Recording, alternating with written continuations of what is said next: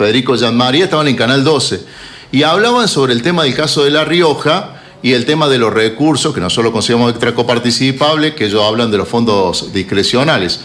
Por eso le agradecemos al doctor en Economía, consultor económico y presidente del Instituto Argentino de Análisis Fiscal, que nos atienda. Nadine, Eduardo Germán desde La Rioja lo saluda. ¿Cómo le va? Buenas tardes. ¿Qué tal? Buenas tardes, Eduardo. Un gusto hablar con usted. Bueno, justamente estaba mirando esa entrevista y puso como ejemplo el caso de La Rioja. 0 pesos y se preguntaba qué puede pasar con la provincia de aquí para adelante y habló de los impuestos y demás, ¿no?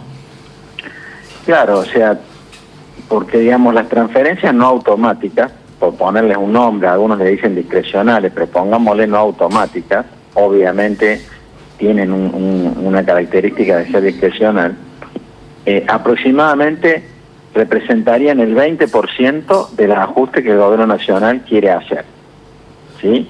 O sea que es importante la transferencia no automática para el gobierno nacional. Ahora, cuando uno lo mira por provincia, no tienen la misma importancia por provincia. Entonces yo daba el ejemplo que el año pasado un habitante de Argentina recibió 40.000 pesos de transferencias no automáticas en el año, promedio. Mientras que un habitante de La Rioja recibió 140.000. ¿Por qué? Porque dentro de esas transferencias no automáticas están los fondos extra coparticipables que alguna vez La Rioja empezó a recibir y que todos los años tiene que ir al Congreso y tiene que pedir que se lo renueven. Entonces, obviamente que es mucho más significativo esa plata para La Rioja que para el resto. Sí. No ha recibido nada de plata La Rioja en lo que va del año, o sea, 0 pesos recibió, o sea, nada.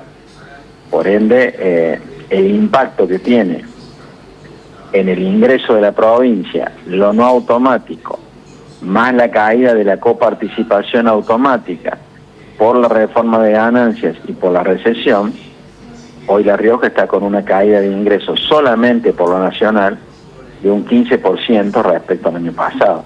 Sí. Una caída muy significativa de ingresos. Sí, y se ve acá en las calles, le comento, Nadine. Usted que es un seguidor del tema de la coparticipación, le doy dos hechos dos cuestiones que sí me suceden. Yo hace mucho tiempo estoy acá viviendo, hace más de 30 años, y aquí el concepto es que la nación tiene que ayudar a La Rioja.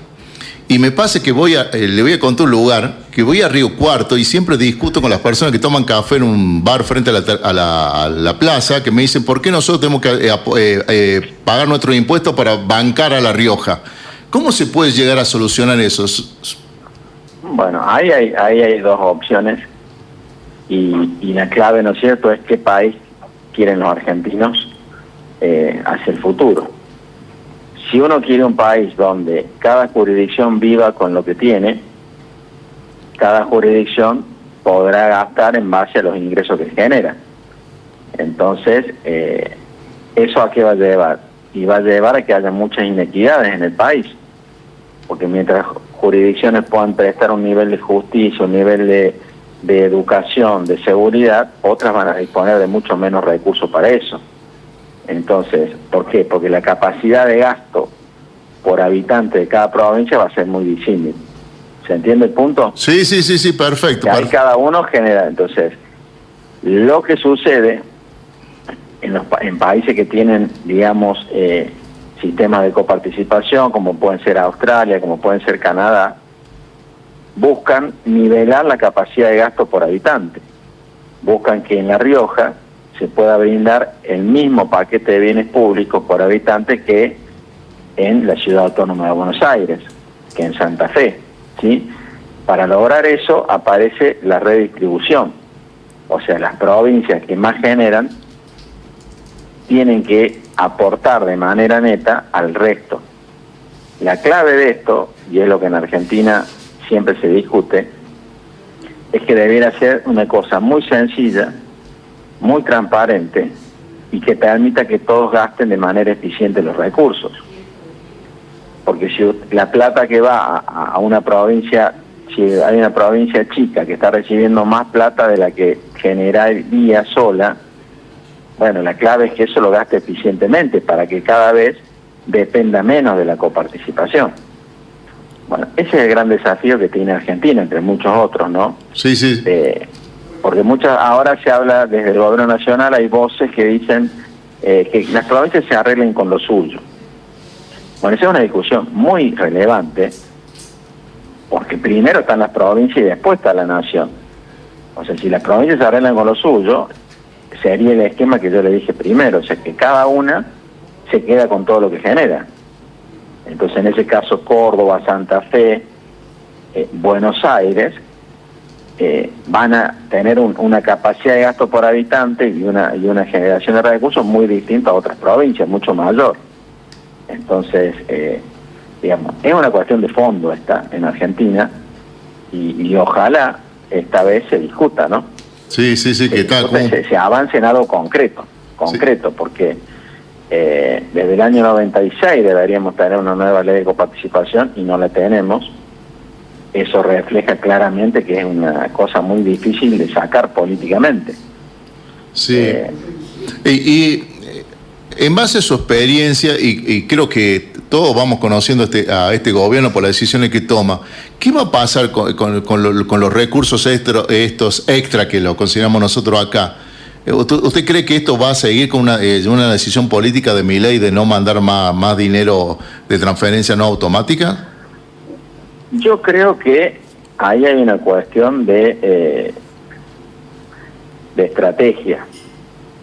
Yo creo que si las provincias aprueban el proyecto de ley ómnibus o lo que la nación pida que acompañen, existe la posibilidad, ¿no es cierto?, de, no digo recuperar todas las no automáticas, pero sí definir y priorizar y que algunas se sostengan, ¿sí? En un escenario donde el gobierno nacional no tenga una hoja de ruta compartida con las provincias, y es más probable, ¿no es cierto?, que en ese escenario la nación diga, bueno, no doy ninguna transferencia automática o corto prácticamente todas las no automáticas. Entonces me parece que esto es parte de un acuerdo.